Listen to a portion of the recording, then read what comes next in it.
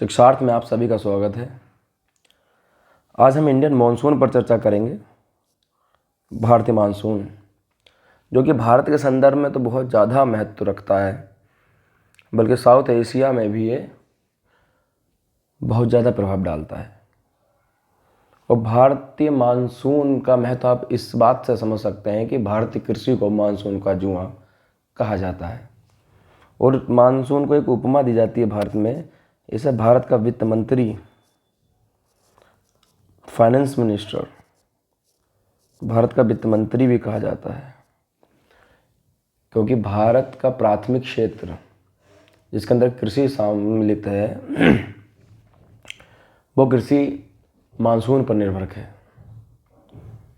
जिस कारण से भारत के वित्त मंत्री का भी दर्जा दिया जाता है या उपमा दी जाती है। तो इसके बारे में जानकारी होना हमारे लिए बहुत ज़रूरी है। तो आज हम इंडियन मानसून के बारे में विस्तार से चर्चा करेंगे। और इंडियन ज्योग्राफी में भी अपना ये महत्वपूर्ण स्थान रखता है मानसून। तो इसमें हम क्या क्या पढ़ेंगे उसके बारे में हम देख लेते हैं। इस डायग्राम से हम शुरुआत करेंगे। सबसे पहले हम परिचय से अपनी चर्चा शुरू करेंगे। मानसून के बारे में बेसिक जान लेंगे होता क्या है। उसके बाद मानसून के सिद्धांत के बारे में हम जानेंगे। सिद्धांत में हम हेली का सिद्धांत, फ्लोन का सिद्धांत, jet stream, El Nino La Nina effect, Indian Ocean dipole, हिंद महासागर द्विध्रुव और मेडन जूलियन ऑसिलेशन, इनके बारे में हम सिद्धांत के बारे में पढ़ेंगे कि ये सिद्धांत मानसून के बारे में किस तरीके से व्याख्या करते हैं। मानसून जितना आसान है उतना रहस्यमयी बना हुआ है। अब तक मानसून के बारे में बिल्कुल एग्जैक्ट जानकारी नहीं मिल पाई है। भारतीय मौसम विज्ञान भी अनुमान ही लगाता है कि इस बार मानसून इतने समय से आएगा। हर बार मानसून कुछ ना कुछ चेंज करता है अपने में, जिसके बारे में हमें पूरी जानकारी अभी नहीं मिल पाई है। तब भी हम इन तमाम सिद्धांत जो दिए गए हैं उनके माध्यम से जानने का प्रयास करेंगे कि मानसून किस तरीके से अपना कार्य करता है। और मानसून की प्रक्रिया में अगर हम देखें, मानसून प्रक्रिया में हम भारत में किस तरीके से प्रवेश करता है। दक्षिण पश्चिम मानसून और उत्तर पूर्व मानसून, जिसे लौटता हुआ मानसून कहते हैं, ये सारी प्रक्रियाएं हम समझेंगे। कहाँ कहाँ वर्षा करता है, अरब सागर की शाखा, यानी कि पूरा का पूरा स्ट्रक्चर देख लेंगे। भारतीय भूभाग पर मानसून का प्रभाव कहाँ कहाँ होता है। अन्य में हम देख लेंगे मानसून विच्छेद क्या होता है, पश्चिमी विक्षोभ क्या होता है, जाड़ों में जो वर्षा होती है, मानसून की भविष्यवाणी वगैरह कैसे की जाती है, इन सब के बारे में हम जानकारी ले लेंगे। तो हम अपनी शुरुआत करते हैं परिचय से, बेसिक तरीके से अपनी शुरुआत करते हैं, फिर हम एडवांस लेवल तक चले जाएंगे। अगर हम परिचय की बात करें तो मानसून शब्द के बारे में जान लेते हैं। मानसून शब्द एक अरबी शब्द, अरब भाषा का शब्द है। अरबी भाषा का शब्द मौसम, इस शब्द से मानसून शब्द की उत्पत्ति हुई है। तो इसका अर्थ होता है ऋतुओं के अनुसार, सीजन्स, ऋतुओं के अनुसार पवनों की दिशा में परिवर्तन।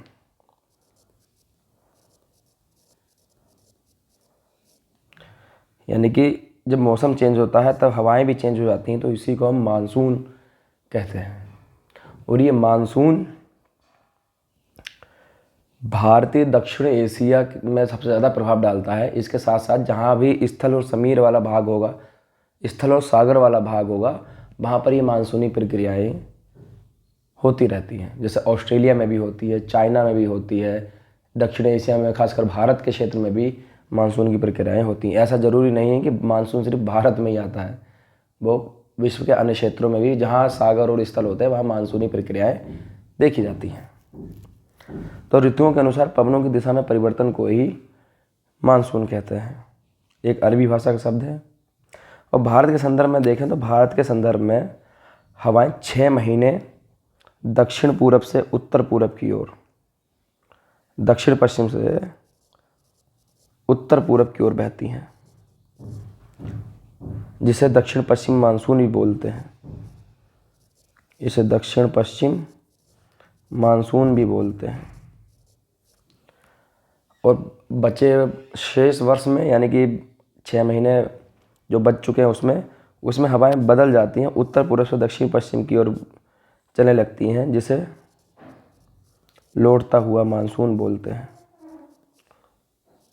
यानी कि भारत के संदर्भ में हर 6 महीने में हवाएं अपना उत्क्रमित हो जाती हैं, जिसे मानसून के रूप में परिभाषित किया जाता है। यानी कि पवनों की दिशा में ऋतुओं के अनुसार परिवर्तन ही मानसून कहलाता है। उम्मीद है यहाँ तक आपको समझ में आया होगा। अब हम आगे बढ़ते हैं। अब जब ये दिशाएं उत्क्रमित होती हैं मानसून में, दक्षिण पश्चिम से उत्तर पूर्व की ओर, उत्तर पूर्व से दक्षिण पश्चिम की ओर भारत के संदर्भ में, तो बीच में हिंद महासागर और अरब सागर, इधर आपका बंगाल की खाड़ी पड़ते हैं। तो इन क्षेत्रों से ये आर्द्रता ग्रहण कर भारतीय क्षेत्र में वर्षा करते हैं। उम्मीद है यहाँ तक समझ में आया होगा। अगर हम मानसून की बात करें, मानसून को अगर सूक्ष्मता से अध्ययन करें तो हम देखेंगे कि जो स्थल समीर आप पढ़ते हैं हम लोग पवनों में, स्थल समीर, सागर समीर, इसी का विस्तारित रूप तो मानसून कह सकते हैं। इसी के विस्तारित रूप को ही मानसून कहा जा सकता है, क्योंकि स्थल समीर और सागर समीर जो आप पढ़ते हैं उसमें दिशा का उत्क्रमण होता है, वो डेली बेस पर होता है, और ये जो है ये एक विस्तृत रूप में होता है। तो विस्तृत रूप को हम मानसून कह देते हैं, जो डेली हो जाता है उसे स्थल समीर, सागर समीर के रूप में जान जाते हैं। अगर सूक्ष्मता से अध्ययन किया जाए तो स्थल समीर और सागर समीर का ही विस्तृत रूप मानसून कहा जाता है। तो इस तरीके से मानसून के बारे में हमने अपना परिचय जाना है। और इसकी क्रियाविधि मैंने जैसे आपको बताया था कि मानसून के अभी तक हम पूरी जानकारी नहीं प्राप्त कर पाए हैं। उत्पत्ति और क्रियाविधि संदर्भ में अभी भी रहस्यमयी बना हुआ है, जिसे स्पष्ट करने के लिए विभिन्न सिद्धांत दिए गए, जिसमें से कुछ सिद्धांत हम अभी देखेंगे,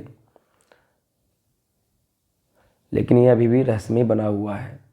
भारतीय मौसम विभाग अभी भी एग्जैक्ट नहीं बता पाता है कि मानसून कब आएगा, कितना स्ट्रॉन्ग होगा, कितना वीक होगा, इन सब के बारे में कोई जानकारी नहीं, क्योंकि मानसून हमेशा कुछ ना कुछ चेंज कर लेता है अपने आप में, जिसके बारे में हम नहीं जान पाते हैं।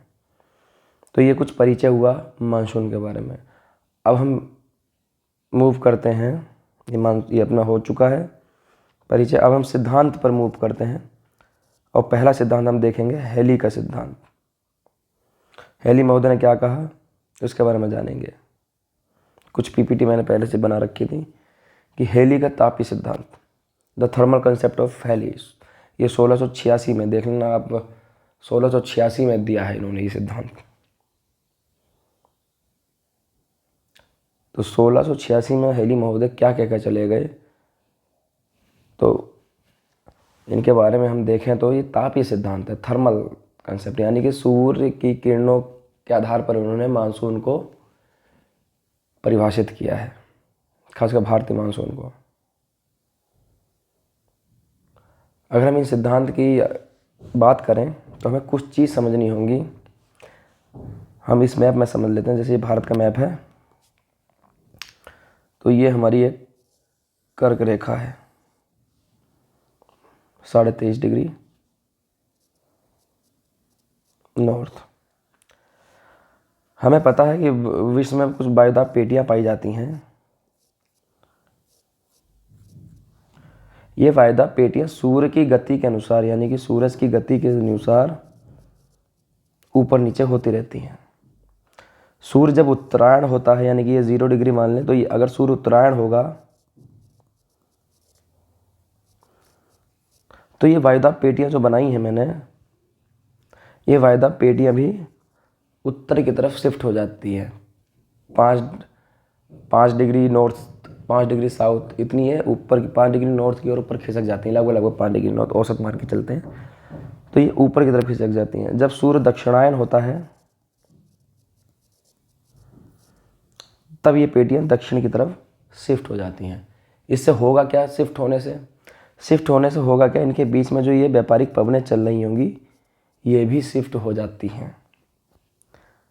ये कैसे शिफ्ट होंगी, ये जैसे कि ये वाली पवन जो है ये दक्षिणी गोलार्ध में बहने वाली ट्रेड विंड्स हैं, व्यापारिक पवनें हैं। जब ये सूर्य उत्तरायण होगा तो ये वायदा पेटियाँ भी ऊपर शिफ्ट हो जाएंगी, यानी कि 0 डिग्री के ऊपर ये वाली पेटी यहाँ पहुँच जाएगी। इससे होगा क्या, ये ट्रेड विंड्स भी 0 डिग्री को पार करके, ये 0 डिग्री को पार करके आगे की ओर बढ़ जाएंगी। और ये मुड़ी क्यों है इधर की तरफ, कोरियोलिस फोर्स के कारण। कोरियोलिस फोर्स के कारण हवाएं उत्तरी गोलार्ध में अपने दाएं ओर मुड़ जाती हैं। तो इतना आपको समझ में आया होगा। तो इसी गति, सूर्य की इन्हीं गति के आधार पर हेली ने अपना तापीय सिद्धांत दिया था। अब हम इनके सिद्धांत के बारे में देखें तो उत्तरायण की स्थिति, यानी जब उत्तर की तरफ सूरज होगा तो उत्तरायण की स्थिति में कर्क रेखा पर सूरज की किरणें लंबवत पड़ रही होती हैं, यानी कि सूरज उत्तर की तरफ शिफ्ट होगा। इससे होगा क्या, उत्तरायण की स्थिति में सूरज की किरणें 23 साढ़े 23 डिग्री पर सीधी पड़ रही होंगी, तो भारत भी कर्क रेखा पर स्थित है, यानी कि भारत के लगभग मध्य से कर्क रेखा जाती है। तो होगा क्या, वहाँ पर भारत में गर्मी बहुत पड़ रही होगी उस समय। गर्मी पड़ने से क्या होगा, गर्मी पड़ने से ये होगा कि यहाँ का स्थलीय भाग की जो हवाएं हैं, यहाँ की जो हवाएं हैं, स्थलीय भाग में गर्मी बहुत पड़ रही होगी, तो ये सब वाष्प बन के ऊपर की तरफ जाएगा। यहाँ की जो नमी होगी, जो आर्द्रता होगी, वो वाष्प बनकर ऊपर की ओर उड़ेगा, स्थलीय भाग का चला जाएगा, यानी कि यहाँ पर टेम्परेचर हाई है।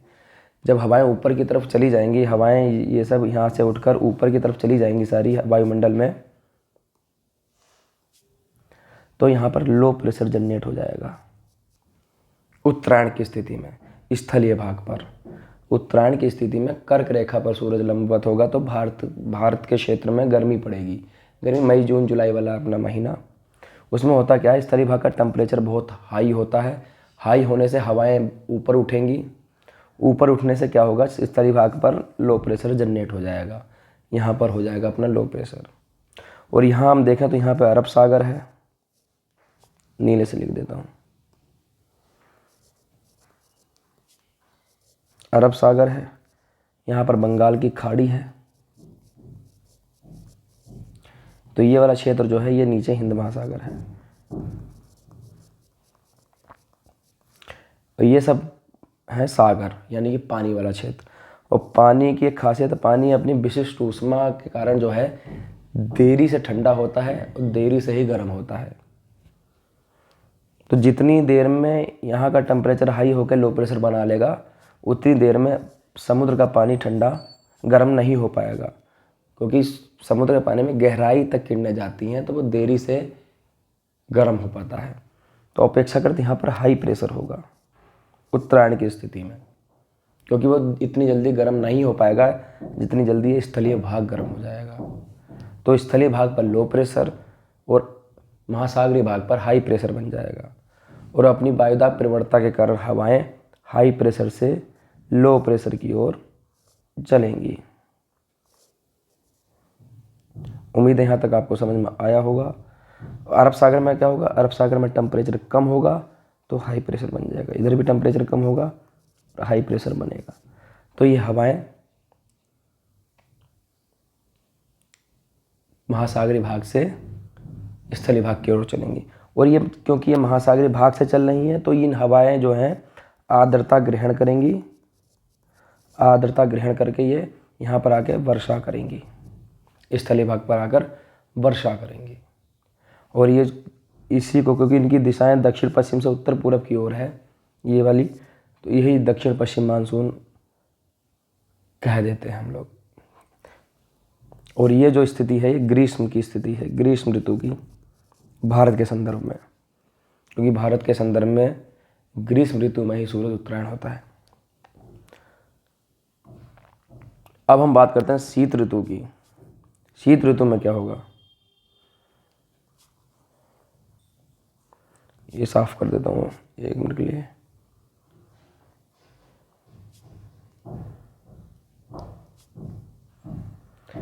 शीत ऋतु में बात करें तो सूरज यहाँ नहीं होगा। शीत ऋतु में सूरज दक्षिणायन पे होगा। अगर हम 0 डिग्री की बात करें, 0 डिग्री यहाँ कहीं होगी 0 डिग्री, तो सूरज जो होगा शीत ऋतु में वो दक्षिणायन होगा, 0 डिग्री के भी नीचे होगा, कहीं यहाँ कहीं होगा सूरज।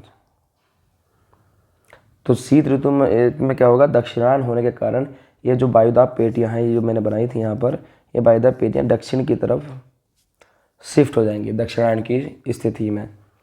तो जब ये वायुदाब पेटियाँ दक्षिण की तरफ शिफ्ट हो जाएंगी और भारत में जो होगा उस समय शीत ऋतु होगी, ठंड पड़ रही होगी, शीत ऋतु होगी। तो शीत ऋतु में क्या होगा, स्थलीय भाग शीत ऋतु में जल्दी ठंडे हो जाएंगे, यानी कि टेम्परेचर कम हो जाएगा। जब टेम्परेचर कम हो जाएगा तो हवाएं नीचे बैठेंगी, नीचे बैठने के कारण यहाँ पर जो है हाई प्रेशर जनरेट हो जाएगा। और वहीं अगर हम सागर की बात करेंगे, यहाँ पर ये अरब सागर, बंगाल की खाड़ी और हिंद महासागर, अगर हम सागरीय भाग की बात करें तो अपनी विशिष्ट ऊष्मा के कारण ये जल्दी से गर्म और ठंडे होते नहीं हैं। तो अरब सागर जल्दी से ठंडा भी, या फिर हिंद महासागर बंगाल की खाड़ी है, जल्दी से ठंडे भी नहीं होंगे। तो यहाँ पर अपेक्षा करें तो टेम्परेचर हाई रहेगा, हाई होने के कारण यहाँ पर लो प्रेशर बन जाएगा। अब आपको पता है कि वायुदाब परिवर्तन के कारण हवाएं कहाँ से चलती हैं, हाई प्रेशर से लो प्रेशर की ओर। अब देख रहे हैं कि ग्रीष्म ऋतु के बाद शीत ऋतु जैसे ही आई, हवाओं की दिशा बदल गई है, हाई प्रेशर से लो प्रेशर की ओर हवाएं चली। तो इस तरीके से हेली महोदय ने ताप के, यानी कि सूर्य की किरणों के, सूर्य की गति के आधार पर, सूर्य की रोशनी के आधार पर,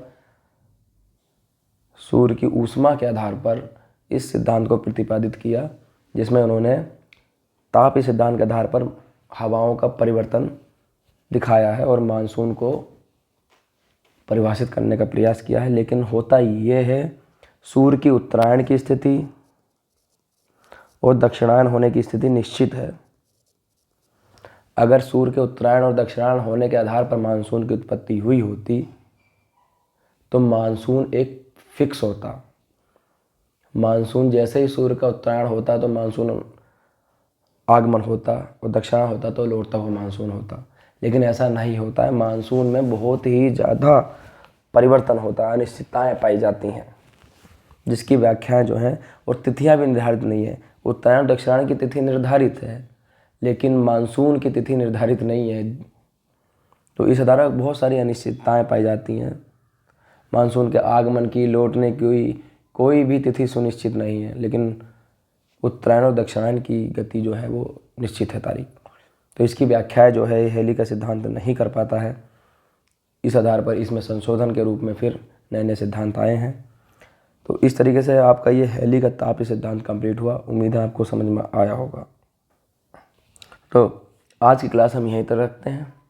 नेक्स्ट क्लास में हम आगे के सिद्धांत, फ्लॉन का, एल नीनो इफेक्ट वगैरह के बारे में जानेंगे और विस्तार से 5-6 क्लासों में हम इसे कंप्लीट कर लेंगे। छोटी क्लास रखेंगे जिससे आपको भी पढ़ने में आसानी रहे और कोई तकलीफ भी ना लगे। तो मिलते हैं नेक्स्ट क्लास में फ्लॉन के गतिक सिद्धांत के साथ।